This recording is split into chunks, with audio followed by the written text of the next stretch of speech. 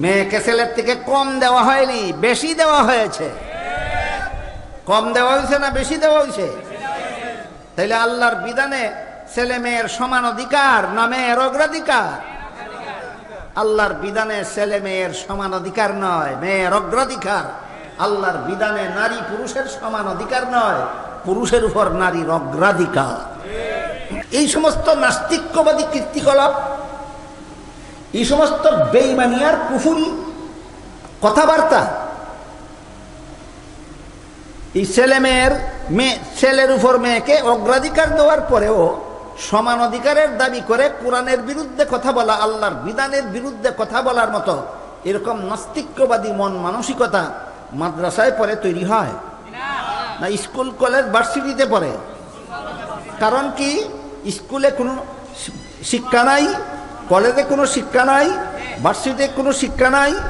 শিক্ষা হওয়ার পরে এগুলি গোয়ার হয় কেন, মূর্খ হয় কেন? এত উচ্চ শিক্ষা গ্রহণ করার পরেও এরা এই যৌনাচারের বেলায় কুকুর বিড়াল শিগালের মতো হাইওয়ান জানোয়ার হয় কেন? একমাত্র কারণ আল্লাহ যে বলেছিলেন কোরআন শিক্ষাই একমাত্র মানুষ গড়ার শিক্ষা। কাজেই কোরআন শিক্ষার ছোঁয়া যাদের অন্তরে লাগে না, এরা যত বড় শিক্ষিত হবে তত বড় জানোয়ার হতে বাধ্য। পবিত্র কোরআনের সূরায়ে রহমান, সূরায়ে রহমানের প্রথম দিক থেকে 3টি আয়াত আমি আপনাদের সামনে তিলাওয়াত করেছি। তাতে আল্লাহ বলেন, দয়াল আল্লাহ কোরআন শিক্ষা দিয়েছেন, মানুষ সৃষ্টি করেছেন। প্রথম আয়াত হলো আর রহমান, আল্লাহর এক গুণবাচক নাম, এর অর্থ হলো দয়াল আল্লাহ। দ্বিতীয় আয়াত হলো আল্লামাল কুরআন, এর অর্থ হলো কোরআন শিক্ষা দিয়েছেন। তৃতীয় আয়াত হলো খালাকাল ইনসান, এর অর্থ হলো মানুষ সৃষ্টি করেছেন। এখানে দেখা যায় প্রথমে আল্লাহ বলেছেন কোরআন শিক্ষা দিয়েছেন, পরে বলেছেন মানুষ সৃষ্টি করেছেন। বাস্তবে কিন্তু আল্লাহ পাক রব্বুল আলামিন আগে মানুষ সৃষ্টি করেছেন, তারপরে তাকে কোরআন শিক্ষা দিয়েছেন। আপনারা কি মনে করেন, মানুষকে সৃষ্টি করার আগে কোরআন শিক্ষা দিয়েছেন না সৃষ্টি করার পর? তাহলে মানব সৃষ্টির কাজটা আল্লাহ আগে করেছেন আর কোরআন শিক্ষা দেওয়ার কাজটা পরে করেছেন। কিন্তু বলতে গিয়ে আল্লাহ যে কাজটা পরে করেছেন সেটা আগে বলেছেন, আর যে কাজটা আগে করেছেন সেটা পরে বলেছেন। যদি আল্লাহ বলতেন মানুষ সৃষ্টি করেছেন, তাকে কোরআন শিক্ষা দিয়েছেন, তাইলে কথায় এবং কাজে সিরিয়ালটা ঠিক থাকত। বাস্তবে আল্লাহ আগে মানুষ সৃষ্টি করেছেন, তারপরে তাকে কোরআন শিক্ষা দিয়েছেন। কিন্তু বলতে গিয়ে আল্লাহ আগে বলেন কোরআন শিক্ষা দিয়েছেন, পরে বলেন মানুষ সৃষ্টি করেছেন। এমনটা করলেন কেন? একটা তথ্যের দিকে আমাদের দৃষ্টি আকর্ষণ করা। সেই তথ্যটা হলো একমাত্র কোরআন শিক্ষা মানুষের মধ্যে আর পশুর মধ্যে পার্থক্য নির্ণয় করে। কোরআন শিক্ষা ছাড়া দুনিয়ার আর কোনো শিক্ষা মানুষে আর পশুতে উল্লেখযোগ্য কোনো পার্থক্য নির্ণয় করতে পারে না। যারা কোরআন শিক্ষায় শিক্ষিত অথবা যাদের অন্তর কোরআন শিক্ষার আলোতে আলোকিত, শুধু তাদের মধ্যেই মনুষ্যত্ব খুঁজে পাওয়া যায়। যারা কোরআন শিক্ষায় শিক্ষিত নয় এবং যাদের অন্তর কোরআন শিক্ষার আলোতে আলোকিতও নয়, তাদের মধ্যে মনুষ্যত্ব খুঁজে পাওয়া যায় না। সারমর্ম হল কোরআন শিক্ষাই একমাত্র মানুষ গড়ার শিক্ষা। এই কথাটা বোঝাবার জন্য আল্লাহ মানুষ সৃষ্টি করে কোরআন শিক্ষা দিয়েছেন বলেননি, বলেন কোরআন শিক্ষা দিয়ে মানুষ সৃষ্টি করেছেন। এর মর্ম হল একমাত্র কোরআন শিক্ষাই মানুষ গড়ার শিক্ষা।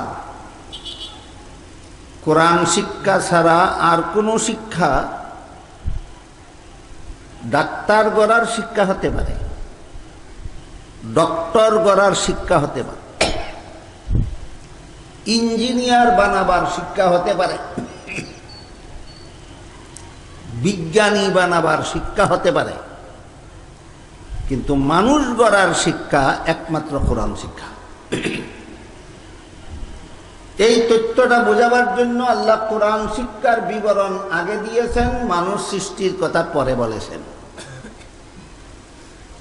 আমাদের একটু খোলাসা করে বোঝা দরকার, একমাত্র কোরআন শিক্ষা মানুষ গড়ার শিক্ষা কিভাবে হল? কোরআন শিক্ষা ছাড়া অন্য শিক্ষার দ্বারা ডাক্তার হতে পারে, ইঞ্জিনিয়ার হতে পারে, বিজ্ঞানী হতে পারে, কিন্তু মানুষ হতে পারে না কিভাবে? এই বিষয়টা বোঝার জন্য আমি দুই একটি উদাহরণ আপনাদের সামনে তুলে ধরি। আপনারা নিশ্চয়ই বাংলাদেশে জন্মগ্রহণকারী একজন বিতর্কিত লেখিকা তসলিমা নাসরিনের নাম শুনে থাকতে পারেন। তসলিমা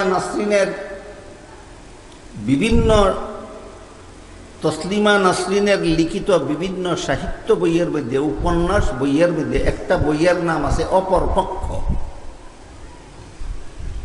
তসলিমা নাসরিন বাংলাদেশে থাকাকালে আমার জানা মতো মেডিকেল কলেজে লেখাপড়া পাশ করে MBBS ডাক্তার হয়েছিল। যতদিন বাংলাদেশে ছিল ততদিনের মধ্যে সে মেডিকেল কলেজে লেখাপড়া করেছে, পরীক্ষা দিয়ে পাশ করে MBBS ডাক্তার হয়েছে। বুঝে থাকলে বলুন, অশিক্ষিত না শিক্ষিত? শিক্ষিত। এই শিক্ষিত মেয়েটা অপরপক্ষ বইয়ে লিখেছে, আমার পেট আমার শরীরের অঙ্গ, আমার পেট আমার শরীরের অঙ্গ, আমার স্বামীর শরীরের অঙ্গ নয়। কাজেই স্বামীর অধিকার নাই তার ইচ্ছা মতো আমার পেটে বাচ্চা জন্ম দেওয়া। আমার পেটে কোত্থেকে বাচ্চা নেব না নেব সেটা আমার অধিকার। তসলিমা নাসরিন একটা পুরুষকে স্বামী রূপে বরণ করে নিবে এবং স্বামীর বাচ্চা তার পেটে নিবে, এই অধিকারই তার স্বামীর নাই। স্বামী একজন থাকলে থাকতে পারে, না থাকলে নাও থাকতে পারে, কিন্তু বাচ্চা কোন পুরুষের কাছ থেকে তার পেটে নেবে সেটা তার অধিকার। বুঝে থাকলে বলুন তো, একটা পুরুষকে স্বামী রূপে বরণ করে নিয়ে শুধু তার বাচ্চা নিজের পেটে নেওয়ার জন্য গরু ছাগলের দরকার হয় না একমাত্র মানুষের দরকার? একটা পুরুষকে স্বামী রূপে বরণ করে নিয়ে শুধু তার বাচ্চা পেটে নেবে না, যার কাছ থেকে মনে চায় তার কাছ থেকে পেটে বাচ্চা নেবে। এমন পেট মানুষের হয় না হায়ওয়ান জানোয়ারের হয়? তাহলে তসলিমা আবার বলুন, অশিক্ষিত না শিক্ষিত? এই শিক্ষা কি তাকে মানুষ বানাতে পারছে না জানোয়ার? মেডিকেল কলেজের পড়া তাকে মানুষ বানাতে পারলো না কেন? কোরআন শিক্ষাও পায়নি, কোরআন শিক্ষার ছোঁয়াও পায়নি। সরাসরি কোরআন শিক্ষায় শিক্ষিতও নয়, আবার কোরআন শিক্ষার আলোতে তার অন্তর আলোকিতও নয়। এমন লোক যত বড় শিক্ষিত হয় তত বড় জানোয়ার হতে বাধ্য। তাই আল্লাহ মানুষ সৃষ্টি করে কোরআন শিক্ষা দিয়েছি বলেন না, বলেন কোরআন শিক্ষা দিয়ে মানুষ সৃষ্টি করেছে। মানুষের বংশে জন্ম হলেই মানুষ হয় না, কোরআন শিক্ষার প্রভাবে যার অন্তর প্রভাবিত, একমাত্র কোরআন শিক্ষার আলোতে যার অন্তর আলোকিত, সেই মানুষ হয়। কোরআন শিক্ষার আলোর পরশ যাদের অন্তরে লাগে না, যারা শিক্ষিত হতে পারে, মানুষ হতে পারে না। জ্বলন্ত প্রমাণ তসলিমা নাসরিন, জ্বলন্ত প্রমাণ তসলিমা নাসরিন। তসলিমা নাসরিন সম্পর্কে আরো কিছু কথা আমাদের বর্তমান সমাজে আলোচনা হওয়া দরকার, যা আমার যদি স্বাস্থ্যে মানায় আর আপনারা মনোযোগে শুনেন তাহলে একটু পরে আমি বলার চেষ্টা করব। এর আগে কোরআন শিক্ষার পরশ অন্তরে না লাগলে শুধু শিক্ষার দ্বারা যে মানুষ হতে পারে না, এর আরেকটি উদাহরণ শুনুন। বর্তমান দুনিয়াতে যত ইহুদি খ্রিস্টানের দেশ আছে, যেমন আমেরিকা আছে, ইংল্যান্ড আছে, কানাডা আছে, জার্মান আছে, ফ্রান্স আছে, ইহুদি খ্রিস্টানের যত দেশ আছে, সবগুলি দেশের শিক্ষা ব্যবস্থা বাংলাদেশের শিক্ষা ব্যবস্থার চেয়ে অনেক উন্নত মানের। কেমন উন্নত মানের? তাদের দেশের প্রতিটি সন্তানকে 6 বছর বয়সে বাধ্যতামূলকভাবে স্কুলে ভর্তি করাতে হয়। 17 বছর বয়স পর্যন্ত একাধারে লেখাপড়া চালাতে হয়। কোন সন্তানের পিতামাতা যদি 6 থেকে 17 বছরের ভিতরে বাচ্চার লেখাপড়া বন্ধ করে, তাহলে সরকার ওই সন্তানের মা বাবাকে জেলখানায় বন্দী করে রেখে সরকার নিজ দায়িত্বে সন্তানকে লালন পালন করে এবং লেখাপড়া করায়। বুঝে থাকলে বলুন, তাদের দেশের শিক্ষা ব্যবস্থা নিম্নমানের না অনেক উন্নত মানের? উন্নত মানের। কিন্তু আমাদের বাংলাদেশে এখনো যদি কোনো সন্তানের পিতামাতা তার ছেলেকে স্কুলেও পড়ায় না, মাদ্রাসায়ও পড়ায় না, সকালবেলার মক্তবেও পড়ায় না, কিন্ডারগার্টেনেও পড়ায় না,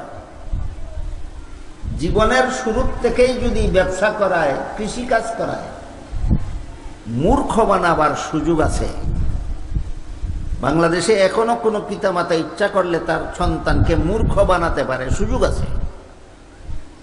ইহুদি খ্রিস্টানদের দেশে এই সুযোগটা নাই।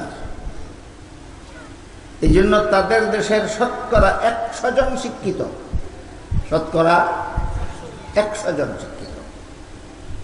বুঝে থাকলে বলুন তো, তাদের দেশের শিক্ষা ব্যবস্থা দুর্বল না অনেক শক্তিশালী? অনেক শক্তিশালী। এবার শুনুন তাদের মনুষ্যত্বের অবস্থা। তাদের দেশের সরকারি আইন হলো, বিয়ে ছাড়া নারী পুরুষের মিলামিশা এবং সন্তান জন্ম দেওয়া কোনো অপরাধ নয়। বর্তমান দুনিয়ার প্রত্যেকটা ইহুদি খ্রিস্টানের দেশের সরকারি আইন, বিয়ে ছাড়া নারী পুরুষের মিলামিশাও কোনো অপরাধ নয়, সন্তান জন্ম দেওয়াও কোনো অপরাধ নয়।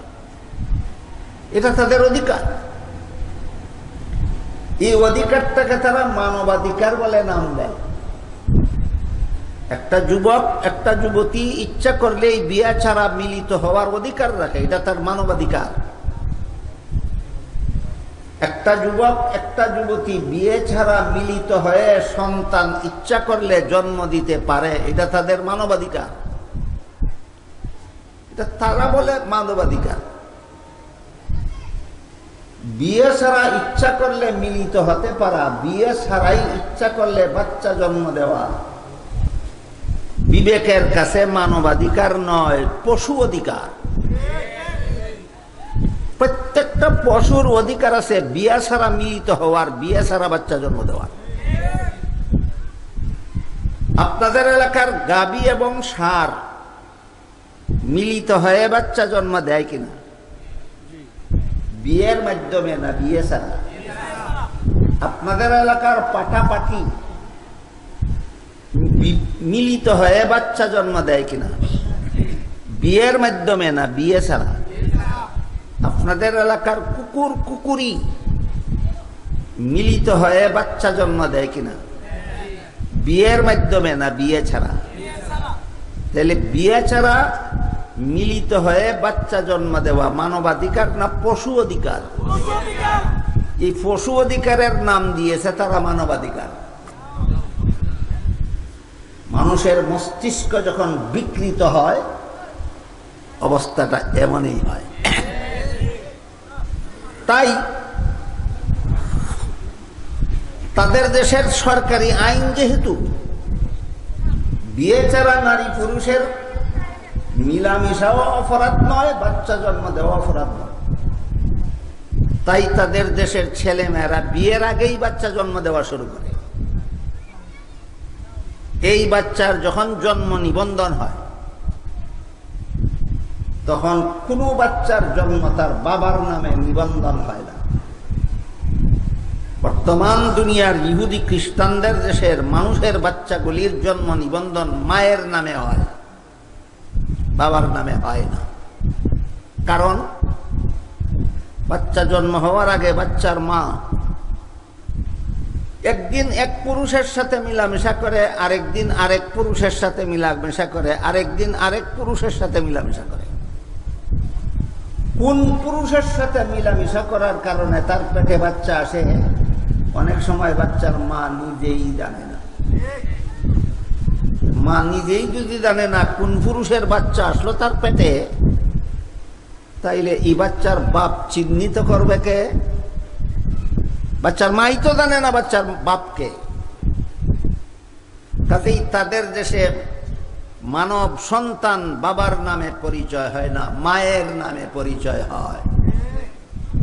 এই জন্য বর্তমান দুনিয়ার ইহুদি খ্রিস্টানদের দেশের মানব সন্তানদের জন্ম নিবন্ধন বাবার নামে হয় না, মায়ের নামে হয়। বাবার পরিচয় কেউ জানে না, শুধু সমাজে তার মায়ের পরিচয় জানে। এবার বলুন তো, সন্তানের বাবার কোনো পরিচয় থাকবে না, শুধু মায়ের পরিচয়ে সন্তানের পরিচয় হওয়া, এটা মনুষ্যত্ব না পশুত্ব? তাইলে তাদের দেশে মানুষের সন্তান মানুষের মতোই জন্ম হয় না মানুষের সন্তান পশুর মতো জন্ম হয়? শিক্ষার অভাবে না কোরআন শিক্ষার অভাবে? এবার বলুন, মানুষ গড়ার শিক্ষা কোনটা? একমাত্র কোরআন শিক্ষা। মানুষ গড়ার শিক্ষা একমাত্র কোরআন শিক্ষা। কোরআন শিক্ষা ছাড়া আর কোন শিক্ষা যদি মানুষ গড়ার শিক্ষা হইতো, শিক্ষিত তসলিমা নাসরিন জানোয়ার না হইয়া মানুষ হতে পারত। কোরআন শিক্ষা ছাড়া আর কোন শিক্ষা যদি মানুষ গড়ার শিক্ষা হইতো, ডক্টর আহমদ শরীফ শিক্ষিত হওয়ার কারণে মানুষ হতে পারত, শিক্ষিত জানোয়ার হইতো না। কোরআন শিক্ষা ছাড়া আর কোন শিক্ষার দ্বারা যদি মানব সন্তান মানুষ হতে পারত, বর্তমান দুনিয়ার ইহুদি খ্রিস্টানদের দেশের মানব সন্তান মানুষের মতোই জন্ম হইতো, হায়ওয়ান জানোয়ারের মতো জন্ম হইত না।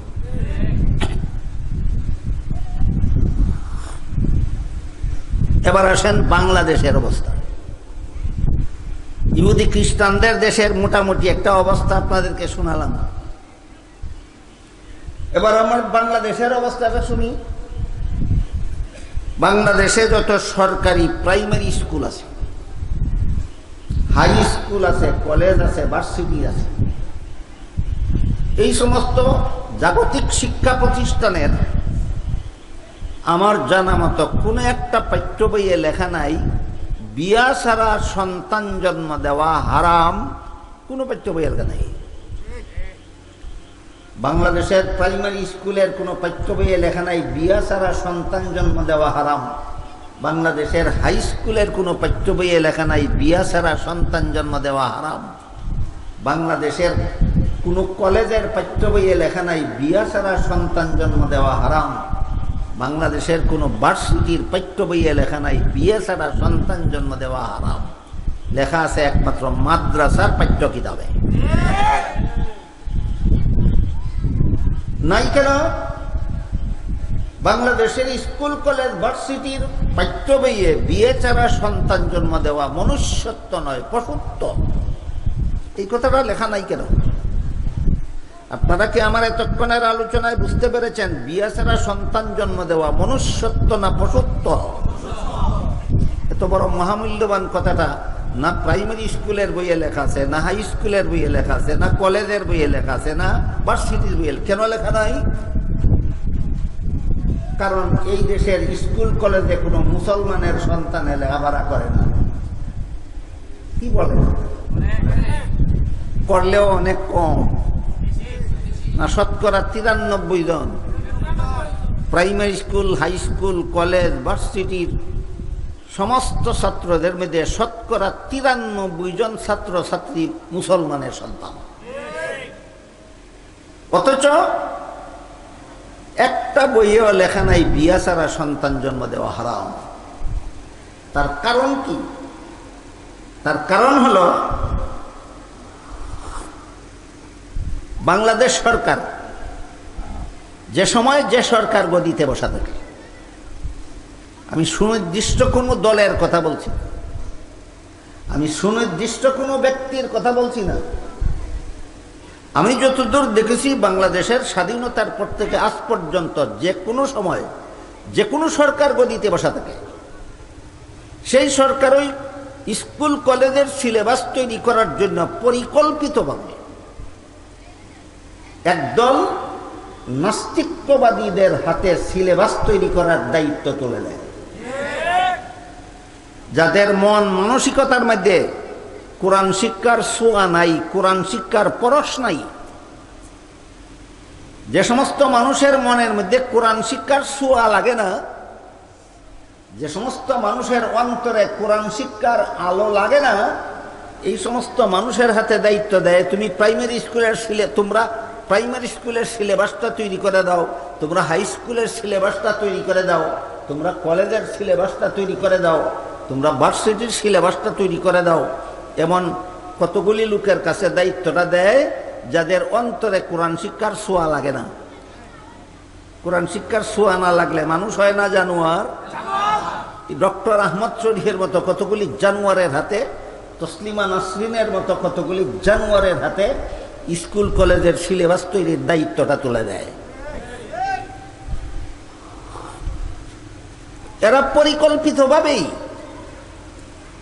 এমন একটা সিলেবাস তৈরি করে সরকারের হাতে তুলে দেয়, যে সিলেবাস নিয়ে লেখাপড়া করলে মুসলমানের সন্তান তসলিমা নাসরিন হয়, যে সিলেবাস নিয়ে লেখাপড়া করলে মুসলমানের সন্তান ডক্টর আহমদ শরীফ হয়, যে সিলেবাস নিয়ে লেখাপড়া করলে মুসলমানের সন্তান শামসুর রহমান হয়, যে সিলেবাস নিয়ে লেখাপড়া করলে মুসলমানের সন্তান সালমান রুশদি হয়।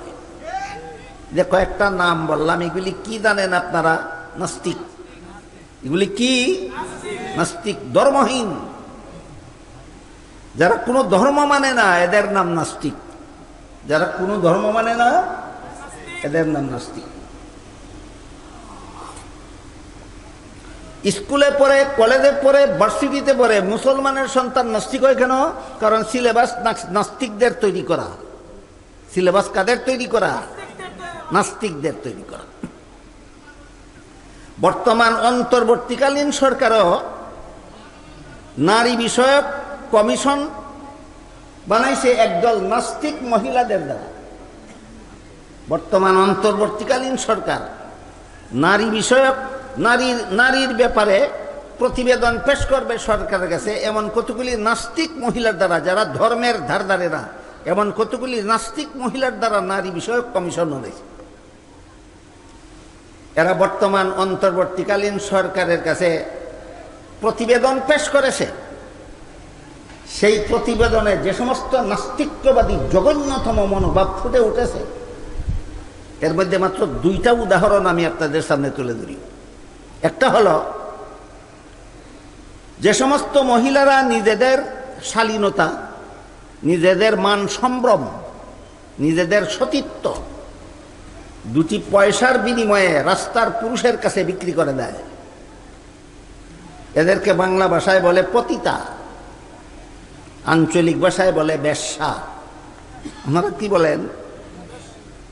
বেশ্যা বললে সহজে বুঝেন না পতিতা বললে বেশি সহজে বুঝেন? বেশ্যা। বেশ্যা নারীদের পেশাটা কি? বেশ্যা নারীদের পেশা হলো কয়েকটা টাকার বিনিময়ে নিজের সতীত্ব যে কোনো পুরুষের হাতে তুলে দেয়। কয়েকটা টাকার বিনিময়ে নিজের শালীনতা রাস্তাঘাটের পুরুষের হাতে তুলে দেয়। কয়েকটা টাকার বিনিময়ে নিজের মান সম্ভ্রম পথে ঘাটের পুরুষদের কাছে বিক্রি করে দেয়। আমার কথা বুঝে থাকলে আপনারা বলুন, তাহলে এই পেশাটা মহিলাদের জন্য সম্মানজনক না চরম অপমানজনক? এই পেশা, এই চরম অপমানজনক, মহিলাদের জন্য চরম অপমানজনক এই পেশাটাকে সরকারিভাবে বৈধতা দেওয়ার, স্বীকৃতি দেওয়ার আবেদন জানিয়েছে এই সমস্ত কুখ্যাত এই মহিলা কমিশন বাংলাদেশ সরকারের কাছে। এরা যদি, এদের অন্তরে যদি কোরআন শিক্ষার ছোঁয়া লাগতো, এরা যদি বুঝতো যে বিয়ে ছাড়া সন্তান জন্ম দেওয়া এবং মিলামিশা করা হারাম, এই কোরআনেরই বিধান যদি বিশ্বাস করত, তাহলে কি সরকারের কাছে এই প্রতিবেদন দিত যে বেশ্যা নারীদের পেশাকে বৈধতা দেওয়া হোক? আমি তো মনে করি এরা নিজেরাই বেশ্যা। বেশ্যা নারীর হাতে তুলে দিল নারীর অধিকার সম্পর্কে সরকারের কাছে প্রতিবেদন তুলে দেওয়ার জন্য। তাহলে যে নিজে বেশ্যা, সে তো বেশ্যাবৃত্তির প্রতিবেদনই তুলে দিবে সরকারের হাতে।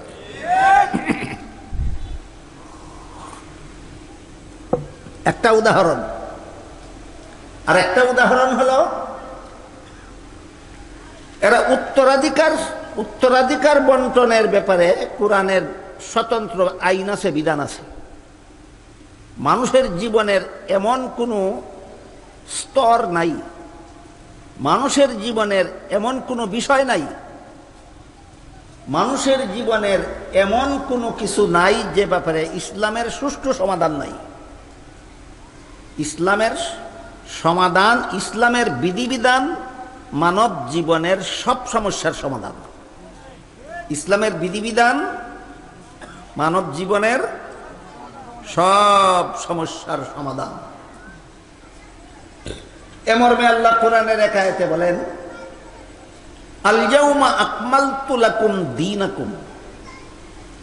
হে মুমিন মুসলমানেরা, তোমাদের ইসলামের বিধিবিধানকে আমি পরিপূর্ণ করে দিলাম। ইসলামের বিধিবিধান হবে মানব জীবনের সব সমস্যার সুষ্ঠু সমাধান। ইসলামের একটা বিধানও অযৌক্তিক নয়। ইসলামের সবগুলি বিধান চূড়ান্ত যুক্তিসম্মত। এই কথাটা আমাদের বুঝতে হবে, মনে রাখতে হবে। প্রথম কথা হলো, ইসলামে মানব জীবনের সব সমস্যার সমাধান আছে। কোনো একটা সমাধান অযৌক্তিক নয়, সবগুলি সমাধান চূড়ান্ত যুক্তিসম্মত। এই দুটি কথা আমাদের মনে রাখতে হবে, বিশ্বাস করতে হবে। বুঝে থাকতে বলুন, ইসলাম মানব জীবনের কিছু সমস্যার সমাধান না সব সমস্যার সমাধান?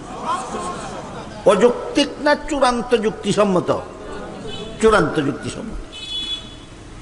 কিন্তু সমস্যা হলো, ইসলামী বিধানের যুক্তি বোঝার যোগ্যতা সকল পণ্ডিতের মাথায় নাই। যাদের অন্তরে কোরআন শিক্ষার পরশ লাগে না, এদের মধ্যে ইসলামী বিধানের যৌক্তিকতা বোঝার যোগ্যতা সৃষ্টি হয় না। এর একটি উদাহরণ হলো,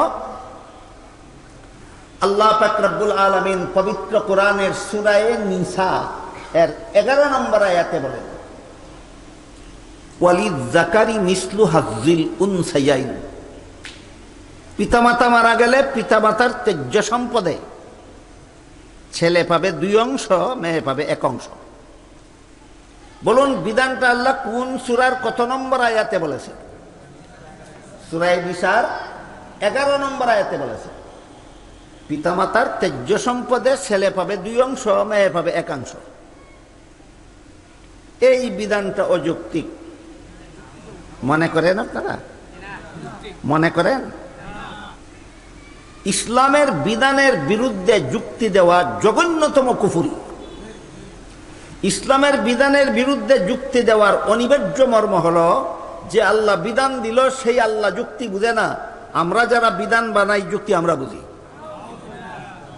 এই কারণে ইসলামের বিধানের বিরুদ্ধে যুক্তি দেওয়া জঘন্যতম কুফরি। মানুষের জীবনে যত কুফরি কাজ আছে এর মধ্যে সবচেয়ে বড় জঘন্যতম কুফরি কাজ হলো ইসলামের বিধানের বিরুদ্ধে যুক্তি দেওয়া। কারণ এর মাধ্যমে আল্লাহকে যুক্তি বুঝে না সাব্যস্ত করা হয়, আর যুক্তিদাতাদেরকে যুক্তিবাদী সাব্যস্ত করা হয়। আপনারাও কি মনে করেন আল্লাহ যুক্তি বুঝে না, পণ্ডিতেরা যুক্তি বুঝে? তাহলে আল্লাহ যে ছেলেকে দিলেন 2 অংশ, মেয়েকে দিলেন 1 অংশ, যুক্তি ছাড়া? যুক্তি ছাড়া না চূড়ান্ত যুক্তি আছে? তো কোরআন শিক্ষার ছোঁয়া লাগে না যে সমস্ত নাস্তিকদের অন্তরে, যে সমস্ত বেঈমানদের অন্তরে? এরা কিভাবে বুঝবে এখানে যুক্তিটা কি আছে?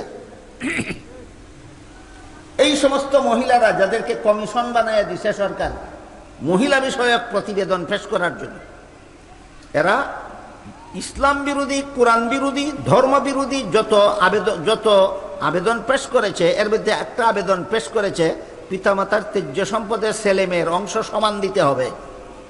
ছেলে মেয়ের অংশ সমান দিতে হবে।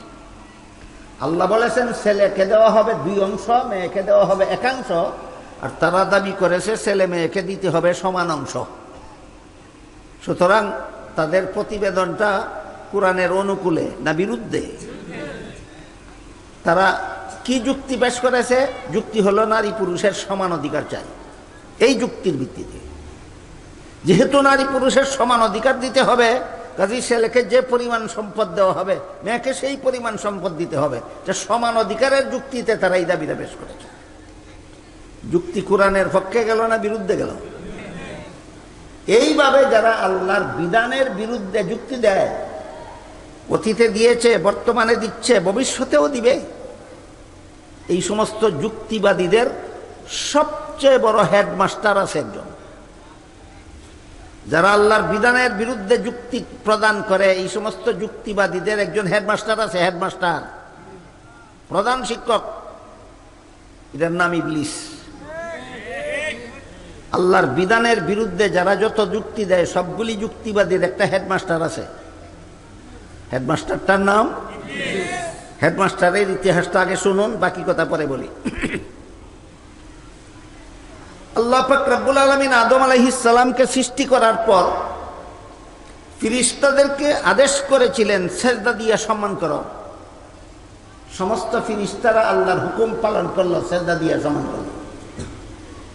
ইবলিসকে যখন আদেশ করলেন আদমকে সেজদা দিয়ে সম্মান করো, ইবলিস বলল বিধানটা যুক্তিসম্মত নয়।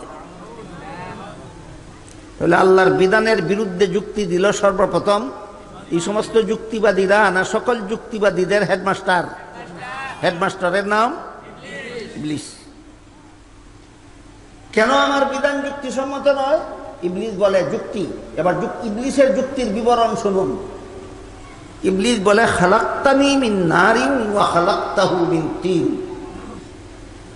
আদম সৃষ্টি করেছেন মাটির দ্বারা, ইবলিস সৃষ্টি করেছেন আগুন দ্বারা। মাটির মধ্যে অন্ধকার থাকে, আগুনের মধ্যে আলো থাকে। অন্ধকারের চেয়ে আলো ভালো, তাই মাটির তৈরি আদমের চেয়ে আগুনের তৈরি ইবলিস ভালো। ভালো হয়ে মন্দকে সম্মান করা যুক্তিসম্মত নয়। বলুন, ইবলিস এমনি অস্বীকার করলো না আল্লাহর বিধানের বিরুদ্ধে যুক্তি দিল? আল্লাহর গোটা সৃষ্ট জগতের মধ্যে আল্লাহর বিধানের বিরুদ্ধে ইবলিসের আগে আর কেউ যুক্তি দেয়নি। সর্বপ্রথম আল্লাহর বিধানের বিরুদ্ধে যুক্তি দিয়েছিল ইবলিস।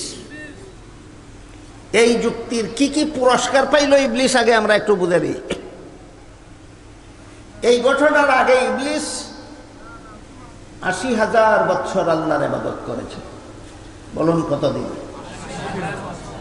৮০,০০০ বছর আল্লাহর ইবাদত করার পরে আল্লাহ ইবলিসকে সমস্ত পৃথিবীর রাজত্ব দান করেছিলেন।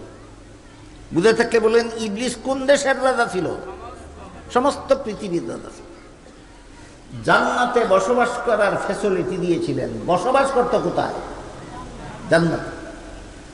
যুক্তি দেওয়া মাত্রই আল্লাহ বলেন, তোর ৮০,০০০ বছরের ইবাদতের সওয়াব আমি ধ্বংস করে দিলাম। সমস্ত পৃথিবীর রাজত্ব তোর হাত থেকে ছিনিয়ে নিলাম, এক্ষুনি জান্নাত থেকে বহিষ্কার হয়, ভবিষ্যতে চিরকালের জন্য তুই আল্লাহর অভিশাপে অভিশপ্ত। আল্লাহর একটা বিধানের বিরুদ্ধে যুক্তি দিয়া ইবলিসে পাইল 4টা পুরস্কার। বুঝে থাকলে বলুন, আল্লাহর একটা বিধানের বিরুদ্ধে যুক্তি দিয়ে ইবলিস কতটা পুরস্কার পাইল? 1 নম্বর 80,000 বছরের ইবাদত গেল, 2 নম্বর সমস্ত পৃথিবীর রাজত্ব গেল, 3 নম্বরে জান্নাতে বসবাস করার ফ্যাসিলিটি গেল, 4 নম্বরে চিরকালের জন্য আল্লাহর অভিশাপ। কতদিনের জন্য? চিরকালের জন্য আল্লাহর অভিশাপ। এই ইবলিসের কাহিনী আল্লাহ কোরআনে বারবার বারবার বারবার বলেছেন। কেন? এই কথা বোঝাবার জন্য। কিয়ামত পর্যন্ত এই হেডমাস্টারের ছাত্র যারা হবে তাদের কপালেও তাই জুটবে হেডমাস্টারের কপালও যা জুটেছিল। এই হেডমাস্টারের ইতিহাস শোনার পরে এবার তাদের ছাত্রদের কথা বলি শুনুন। এই হেডমাস্টারের যত ছাত্র ছাত্রী আছে দুনিয়াতে, এর মধ্যে একটা ছাত্রীর নাম ছিল তসলিমা নাসরিন। হেডমাস্টারের যত ছাত্র ছাত্রী দুনিয়াতে আছে, এর মধ্যে একটা ছাত্রীর নাম তসলিমা নাসরিন। তসলিমা নাসরিন বলে কোরআনের সূরা নিসার 11 নম্বর আয়াতে যে বলা হয়েছে, ছেলে পাবে 2 অংশ, মেয়ে পাবে 1 অংশ, বিধান যুক্তিসম্মত নয়। কি যুক্তি? যুক্তি হলো ছেলে যেই বাবার সন্তান, মেয়ে সেই বাবার সন্তান। ছেলের মুখ আছে খাওয়ার দরকার, মেয়েরও মুখ আছে খাওয়ার দরকার। ছেলের শরীর আছে পোশাকের দরকার, মেয়েরও শরীর আছে পোশাকের দরকার। ছেলের জীবনযাপনের জন্য বাড়িঘরের দরকার, মেয়েরও জীবনযাপনের জন্য বাড়িঘরের দরকার। এমত অবস্থায় একই বাবার সন্তান হওয়া সত্ত্বেও ছেলেকে 2 অংশ দিয়ে মেয়েকে 1 অংশ দেওয়ার মানেই হইল নারী পুরুষে বৈষম্য করা, নারীদের প্রতি অবিচার করা। এই যুক্তি আমার জানা মতো বাংলাদেশে সর্বপ্রথম দিয়েছিল তসলিমা নাসরিন। পবিত্র কোরআনের সূরা নিসার 11 নম্বর আয়াতে যে আল্লাহ বললেন ছেলে পাবে 2 অংশ, মেয়ে পাবে 1 অংশ, এই বিধানের বিরুদ্ধে সর্বপ্রথম যুক্তি দিয়েছিল হেডমাস্টারের কোন ছাত্রী? তসলিমা নাসরিন।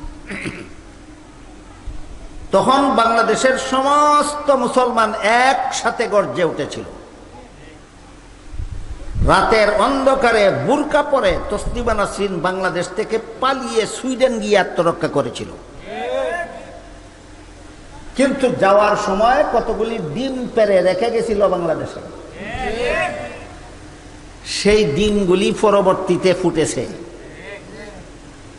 তসলিমার ডিম ফুটা বাচ্চাদের মধ্যে ওই সমস্ত মহিলারা রয়েছে যাদেরকে বর্তমান অন্তর্বর্তীকালীন সরকার মহিলা বিষয়ক প্রতিবেদন পেশ করার জন্য কমিশন নিযুক্ত করেছে। এই সবগুলি মহিলা তসলিমার ডিম ফুটা বাচ্চা। সবগুলি মহিলা তসলিমার ডিম ফুটা বাচ্চা। তসলিমা যেই সুরে কথা বলেছিল এরা সেই সুরে কথা বলে। তাই আমরা এবার চুল ছাড়া বিশ্লেষণ করে বোঝার চেষ্টা করব তসলিমার যুক্তিটা অধিক শক্তিশালী না আল্লাহর যুক্তিটা অধিক শক্তিশালী। একটু রাখেন না বুঝা হা না করবেন না। তসলিমার যুক্তি বুঝলেন, আমি আল্লাহর যুক্তিটা আগে বুঝাই আপনাদের। কোন যুক্তিতে আল্লাহ বললেন ছেলে পাবে 2 অংশ, মেয়ে পাবে 1 অংশ? কোন যুক্তিতে তসলিমা এবং তসলিমার ডিম ফুটা বাচ্চারা বলে সমান সমান পাবে? সেই যুক্তিটা তো বুঝলেন। ছেলে মেয়ে উভয়টা একই বাবার সন্তান। ছেলের যেমন অনেকগুলি খরচের খাত আছে, মেয়েরও অনেকগুলি খরচের খাত আছে। তাই একই বাবার সন্তান হওয়া সত্ত্বেও ছেলেকে 2 অংশ দিয়ে মেয়েকে 1 অংশ দেওয়ার মানেই হইল নারীকে সুবিচার থেকে বঞ্চিত করা। এটা হইল তসলিমার যুক্তি, তসলিমার ডিম ফুটা বাচ্চাদের যুক্তি। এবার আল্লাহ কোন যুক্তিতে ছেলেকে 2 অংশ মেয়েকে 1 অংশ দিলেন ওই যুক্তিটা আগে বুঝি, তারপর আমরা তুলনামূলকভাবে বিচার করব তসলিমা এবং তার ডিম ফুটা বাচ্চাদের যুক্তি অধিক শক্তিশালী না আল্লাহর যুক্তি অধিক শক্তিশালী, সে বিচার পরে করব। আগে বুঝি আল্লাহর যুক্তি কোনটা।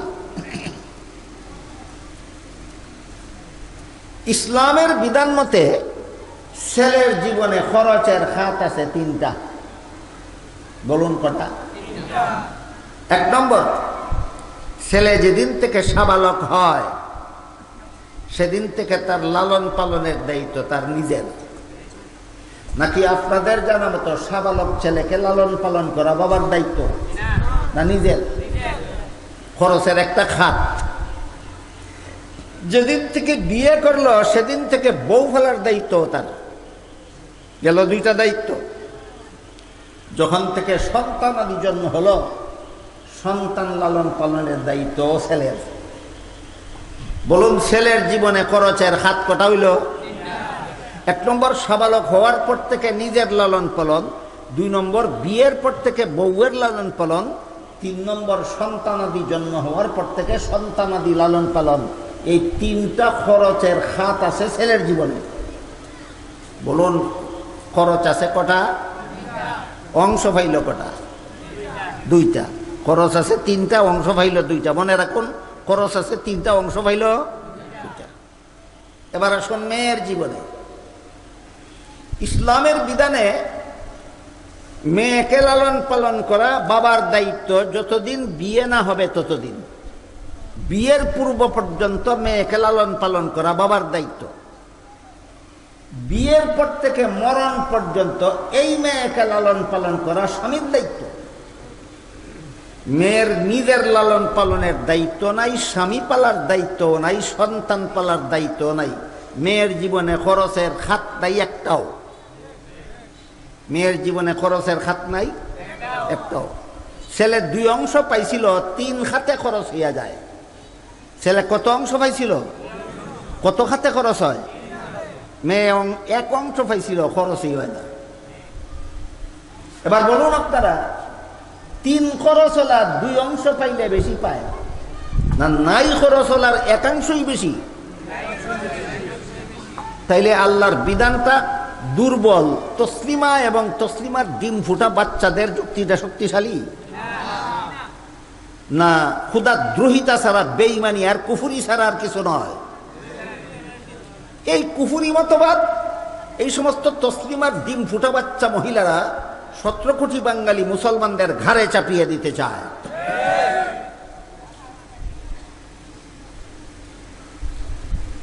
এই ধরনের তসলিমা মার্কা চিন্তা চেতনার মতো লোক, শিক্ষিত লোক বাংলাদেশে কেন তৈরি হয়?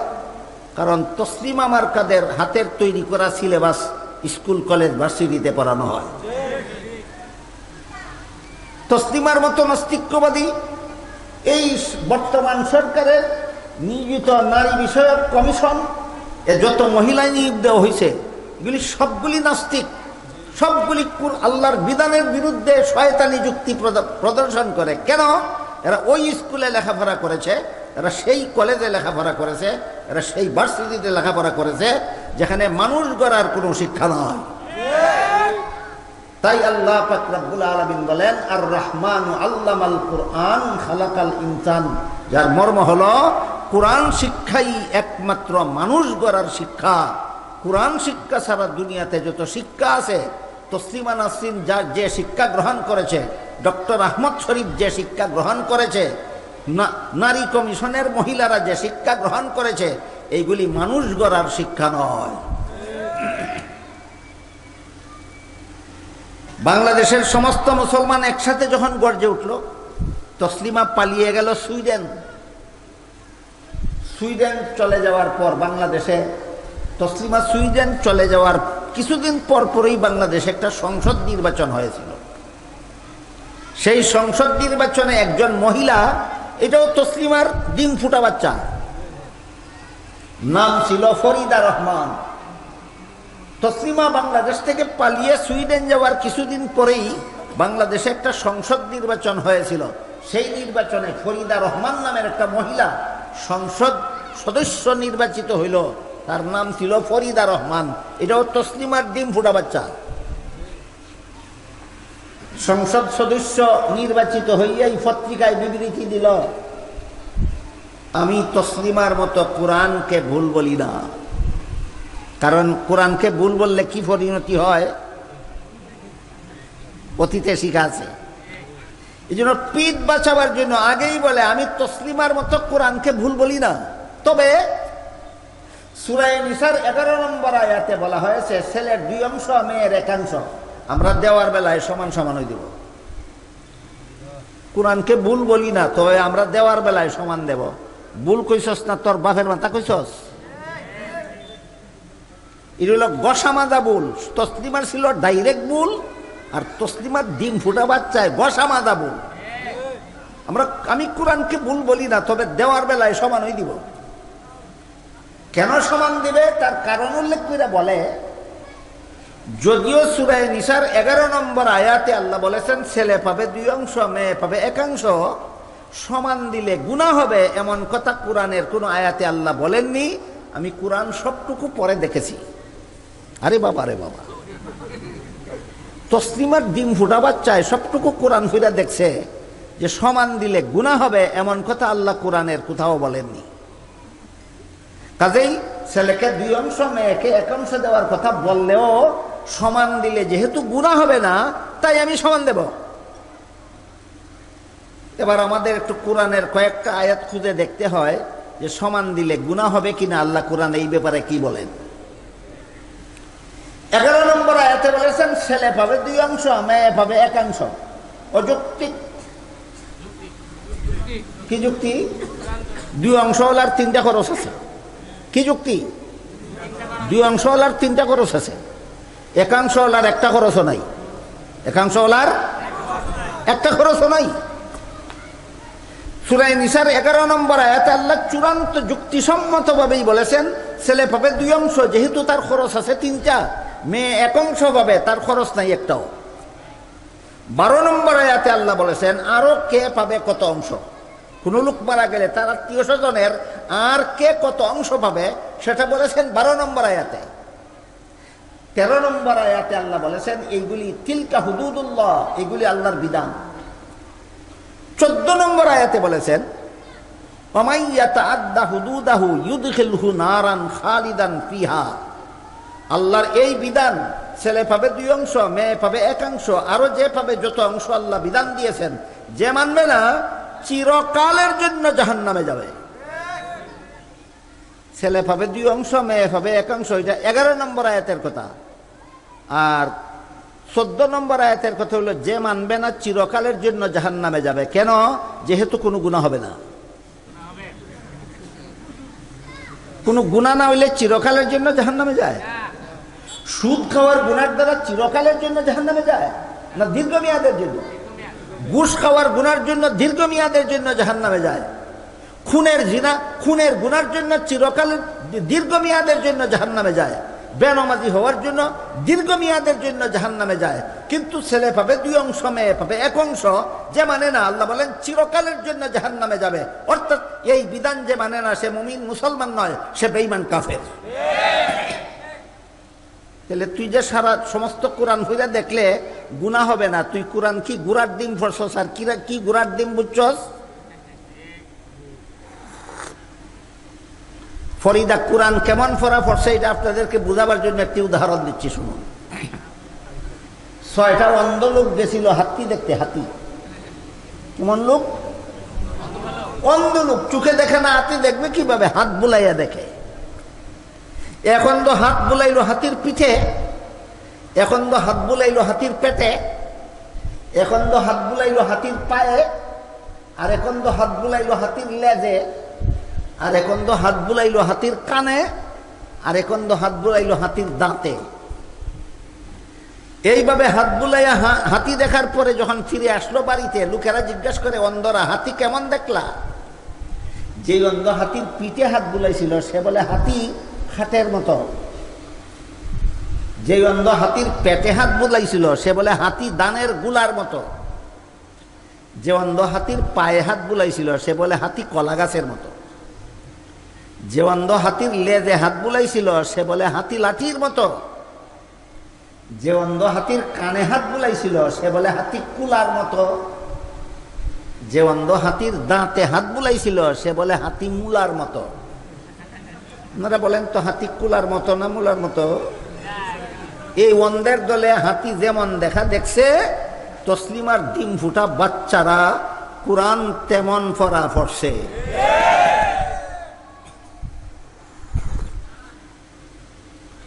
এরা দুই অংশ যাকে দেওয়া হয়েছে তার তিনটা খরচ আছে, এটা বুঝে না। এক অংশ যাকে দেওয়া হয়েছে তার খরচ নাই একটাও, সেটা বুঝে না, শুধু বুঝে এক থেকে দুই বেশি। এদের জ্ঞানের পরিধি কত একটু অনুমান করুন আপনারা। আল্লাহর বিধানে যে ছেলেকে অংশ দুইটা দেওয়া হয়েছে তার খরচ আছে তিনটা খরচ আছে, সেটা বুঝে না, খালি বুঝে দুই অংশ দেওয়া হয়েছে। আর যে মেয়েকে এক অংশ দেওয়া হয়েছে তার খরচ একটাও নাই, সেটা বুঝে না, শুধু বুঝে একটা দেওয়া হয়েছে, এক থেকে দুই বেশি, এটা বুঝে, এর বেশি কিছু বুঝে না। এদের জ্ঞানের পরিধিটা আপনাদেরকে বোঝাবার জন্য আরেকটা গল্প বলি, শুনুন। একটা মূর্খ লোক ছিল, লেখাপড়া জানে না, ছেলেকে স্কুলে লেখাপড়া করতে দিল। ছেলেটা অত্যন্ত মেধাবী ছিল, একাধারে 10 বছর লেখাপড়া করে এসএসসি পরীক্ষা দিয়া ফার্স্ট ডিভিশন ফার্স্ট বয় হইয়া পাশ করলো। বুঝে থাকলে বলুন তো রোল নম্বর কত হবে? ফার্স্ট বয় হইলে রোল নম্বর কত হয়? এসএসসি পরীক্ষা দিয়ে 1 নম্বরে পাশ করলো। বলুন তো বাবা শিক্ষিত না মূর্খ? মূর্খ। বাপে কিন্তু 1 নম্বরে পাশ করলে পরীক্ষায় নম্বর বেশি পায় না 10 নম্বরে পাশ করলে পরীক্ষায় নম্বর বেশি পায়, এত কথা বুঝে না, শুধু বুঝে 1 থেকে 10 বেশি। ফল ঘোষণার পরে মূর্খ বাপে ছেলেকে জিজ্ঞাসা করে, পরীক্ষা যে দিছিলা পাশ করছ? ছেলে বলে পাশ করছি। বাপে জিজ্ঞাসা করে কত নম্বরে? বলে 1 নম্বরে। বাপে কয় বেটা সর্বনাশ করছস। কি সর্বনাশ করলাম? পাশের বাড়ির ছেলেটা তোর সাথে পরীক্ষা দিয়া সে তো 10 নম্বরে পাশ করলো, তুই এত কম নম্বরে পাশ করলি কেন? এই অশিক্ষিত গোয়ারে যেমন বুঝে না 10 নম্বরে পাশ করলে পরীক্ষায় নম্বর বেশি পায় না 1 নম্বরে পাশ করলে পরীক্ষায় নম্বর বেশি পায়, ঠিক তেমনি ভাবে তসলিমার ডিম ফাটা তসলিমার ডিম ফুটা নাস্তিক শিক্ষিত গোয়ারের দলেও বুঝে না 3 খরচ হলে 2 অংশ পাইলে বেশি পায় না নাই খরচ হলে 1 অংশ পাইলে বেশি পায়।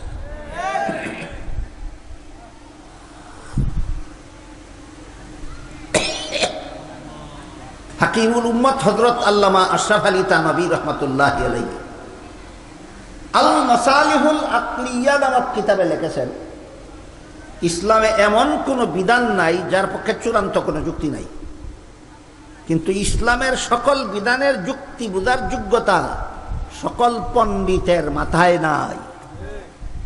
বুঝে থাকতে বলুন, ইসলামী বিধানের যুক্তি নাই না পণ্ডিতের মাথায় বোঝার যোগ্যতা নাই? তাহলে এবার বলুন, ছেলেকে যে আল্লাহ 2 অংশ দিলেন সূরা নিসার 11 নম্বর আয়াতে, আর মেয়েকে যে 1 অংশ দিলেন, ছেলেকে 2 অংশ দিলেন কোন যুক্তিতে? খরচ আছে 3টা। বলুন, ছেলেকে 2 অংশ দিলেন কোন যুক্তিতে? খরচ আছে 3টা। মেয়েকে 1 অংশ দিলেন কোন যুক্তিতে? এবার আপনারা নিজেদের বিবেককে জিজ্ঞাসা করে বলুন, তসলিমার ডিম ফুটা বাচ্চাদের মতো আপনাদের মস্তক যদি পচে না গিয়া থাকে, তাহলে নিজের বিবেককে জিজ্ঞেস করে বলুন, 3 খরচ হলার 2 অংশ পেয়ে বেশি পেল না নাই খরচ হলার 1 অংশই বেশি? 1 অংশই বেশি। মেয়েকে ছেলের থেকে কম দেওয়া হয়নি, বেশি দেওয়া হয়েছে। কম দেওয়া হয়েছে না বেশি দেওয়া হয়েছে? তাইলে আল্লাহর বিধানে ছেলে মেয়ের সমান অধিকার না মেয়ের অগ্রাধিকার? আল্লাহর বিধানে ছেলে মেয়ের সমান অধিকার নয়, মেয়ের অগ্রাধিকার। আল্লাহর বিধানে নারী পুরুষের সমান অধিকার নয়, পুরুষের উপর নারীর অগ্রাধিকার। এই সমস্ত নাস্তিক্যবাদী কীর্তিকলাপ, এই সমস্ত বেঈমানি আর কুফরি কথাবার্তা, এই ছেলের উপর মেয়েকে অগ্রাধিকার দেওয়ার পরেও সমান অধিকারের দাবি করে কোরআনের বিরুদ্ধে কথা বলা, আল্লাহর বিধানের বিরুদ্ধে কথা বলার মতো এরকম নাস্তিক্যবাদী মন মানসিকতা মাদ্রাসায় পরে তৈরি হয় না স্কুল কলেজ ভার্সিটিতে পড়ে? কারণ কি? স্কুলে কোনো শিক্ষা নাই, কলেজে কোনো শিক্ষা নাই, ভার্সিটিতে কোনো শিক্ষা নাই। শিক্ষা হওয়ার পরে এগুলি গোয়ার হয় কেন, মূর্খ হয় কেন? এত উচ্চ শিক্ষা গ্রহণ করার পরেও এরা এই যৌনাচারের বেলায় কুকুর বিড়াল সিগালের মতো হাইওয়ান জানোয়ার হয় কেন? একমাত্র কারণ আল্লাহ যে বলেছিলেন কোরআন শিক্ষাই একমাত্র মানুষ গড়ার শিক্ষা। কাজেই কোরআন শিক্ষার ছোঁয়া যাদের অন্তরে লাগে না, এরা যত বড় শিক্ষিত হবে তত বড় জানোয়ার হতে বাধ্য।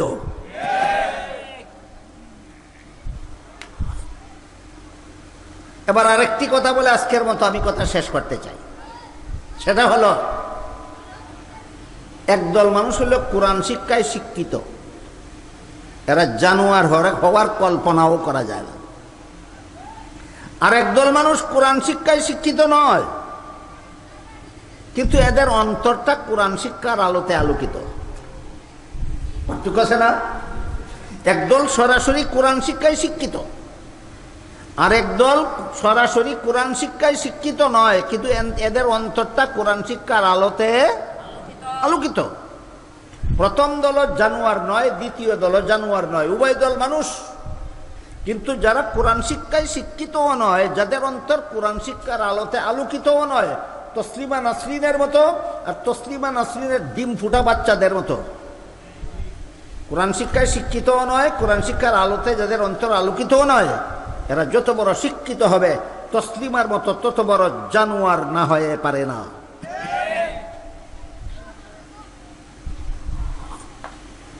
এবার কার কার অন্তর? আপনারা যারা এখানে বসা আছেন, আপনারা তো প্রত্যেকেই মনে মনে জানেন আপনি কোরআন শিক্ষায় শিক্ষিত কিনা। আমি তো জানি না, এখানে যারা বসা আছেন আমি জানি না কে শিক্ষিত আর কে শিক্ষিত না। কিন্তু আপনারা তো প্রত্যেকে মনে মনে জানেন আপনি কোরআন শিক্ষায় শিক্ষিত কিনা, এটা তো জানেন। যারা যারা মনে মনে জানেন আমি কোরআন শিক্ষায় শিক্ষিত না, আপনাদের কার অন্তর কোরআন শিক্ষার আলোতে আলোকিত আর কার অন্তর কোরআন শিক্ষার আলোতে আলোকিত নয়, এর একটা স্কেল আমি আপনাদের হাতে তুলে দিতে চাই। এই স্কেলের দ্বারা যেন আপনার মাপতে পারেন আপনার অন্তরটা কোরআন শিক্ষার আলোতে আলোকিত কিনা। এই প্রসঙ্গেই বলছিলাম, বাংলাদেশের primary school, high school, college, varsity এর কোনো একটা পাঠ্য বইয়ে লেখা নাই বিয়া ছাড়া সন্তান জন্ম দেওয়া হারাম। তৎসত্ত্বেও বাংলাদেশের স্কুল, কলেজ, ভার্সিটি পড়ুয়া প্রতি লক্ষ মুসলমান ছাত্র ছাত্রীদের মধ্যে আমার মনে হয় 99,999টা ছাত্র ছাত্রী যারা স্কুলে লেখাপড়া করে বাংলাদেশে, যারা কলেজে লেখাপড়া করে বাংলাদেশে, যারা ভার্সিটিতে লেখাপড়া করে বাংলাদেশে, এদের মধ্যে প্রতি লাখ ছাত্র ছাত্রীদের মধ্যে 99,999টা ছাত্র ছাত্রী স্কুল কলেজে লেখাপড়া করার পরেও মনে প্রাণে বিশ্বাস করে বিয়ে ছাড়া সন্তান জন্ম দেওয়া হারাম। লাখের মধ্যে কতজন? 99,999। স্কুলে পড়ে সরাসরি কোরআন শিক্ষিত হয়েছে না, কলেজে পড়ে সরাসরি কোরআন শিক্ষায় শিক্ষিত হয়েছে না, ভার্সিটিতে পড়ে সরাসরি কোরআন শিক্ষায় শিক্ষিত হয়েছে না, কিন্তু কোরআনের বিধান বিয়ে ছাড়া সন্তান জন্ম দেওয়া হারাম মনে প্রাণে বিশ্বাস করে। কেন বিশ্বাস করে? এবার তার উদাহরণটা শুনুন। এই যে দেখুন আপনাদের সামিয়ানার চতুর্দিকে বাতি জ্বলে, মধ্যখানেও বাতি জ্বলে, উপরেও বাতি জ্বলে, সবগুলি বাতির আলো আপনাদের গায়েও লাগে, আমার গায়েও লাগে। এই জন্য আমি আপনাদের সবাইকে দেখি, আপনারাও আমাকে দেখেন। আমাকে দেখা যায় কিনা? আমাকে কেন দেখেন? আমার গায়ে বাতি জ্বলে না জ্বলন্ত বাতির আলো লাগে? ঠিক তেমনি ভাবে মানুষ গড়ার শিক্ষার বাতি জ্বলে মাদ্রাসায়, এই বাতির আলো লাগে গিয়া স্কুল, কলেজ, ভার্সিটি পড়ুয়া মুসলমান ছাত্র ছাত্রীদের অন্তরে। এই জন্য প্রাইমারি স্কুলের পাঠ্য বইয়ে লেখা ছিল না বিয়া ছাড়া সন্তান জন্ম দেওয়া হারাম, হাই স্কুলের পাঠ্য বইয়ে লেখা ছিল না বিয়ে ছাড়া সন্তান জন্ম দেওয়া হারাম, কলেজের পাঠ্য বইয়ে লেখা ছিল না বিয়ে ছাড়া সন্তান জন্ম দেওয়া হারাম, ভার্সিটির পাঠ্য বইয়ে লেখা ছিল না বিয়ে ছাড়া সন্তান জন্ম দেওয়া হারাম। তারপরও বিশ্বাস করে। কেন? কোরআন শিক্ষার আলোতে তার অন্তর আলোকিত। কাহিনী বুঝা থাকলে এবার আপনারা কি যারা কোরআন শিক্ষায় শিক্ষিত নন, আপনারা কি মনে মনে টের পান আপনার অন্তর কোরআন শিক্ষার আলোতে আলোকিত না অন্ধকার? টের পান কিনা? আপনার অন্তর কোরআন শিক্ষার আলোতে আলোকিত কিনা টের পান কিনা? আপনি যদি বলেন কোরআনের হালালকে আমি হালাল বিশ্বাস করি, আপনি যদি বলেন কোরআনের হারামকে আমি হারাম বিশ্বাস করি, আপনি কোরআনের একটা অক্ষরও যদি শিখেন না, তবু আপনার অন্তর কোরআন শিক্ষার আলোতে আলোকিত। এইভাবে মুসলমান সমাজের সমস্ত মুসলমানদের অন্তরকে কোরআন শিক্ষার আলোতে আলোকিত করার জন্য কোরআন শিক্ষা প্রতিষ্ঠান মাদ্রাসার উদ্যোগে এইরকম ইসলামী সম্মেলনের আয়োজন হয়। মাদ্রাসা ইসলামী সম্মেলনের আয়োজন কেন? যত মুসলমান সরাসরি কোরআন শিক্ষায় শিক্ষিত নয়, এদের অন্তরটা যেন কোরআন শিক্ষার আলোতে আলোকিত হয়।